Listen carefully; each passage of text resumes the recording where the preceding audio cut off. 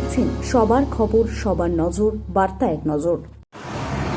তৃণমূলের অভিষেকের দালাল নেতৃত্ব দলদাস পরিণত চিটিংবাজ প্রতারণার দায়ে অভিযুক্ত মমতার ছায়াসঙ্গী গ্রেপ্তার। এনআইএর বড় সাফল্য। সোনারপুরের কামালগাছি থেকে আটক প্রাক্তন তৃণমূল বিধায়ক শওকত মোল্লা।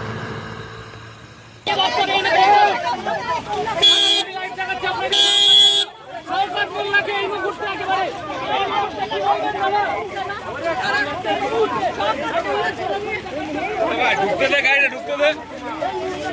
এই যে মার তোর বাচ্চা, ওকে মার মার শালা, ধর বের থেকে মার। মার শালা, বলে দে ওই শালা তোর বাচ্চা। ধর ওই ধর।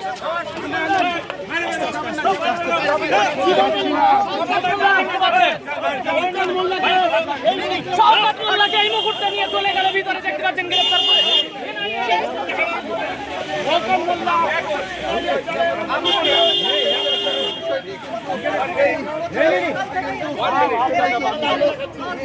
আমি দেখানোর চেষ্টা করবো না, শুধুমাত্র गरम नहीं है, मैं भी ड्यूटी करता हूँ यहाँ पर।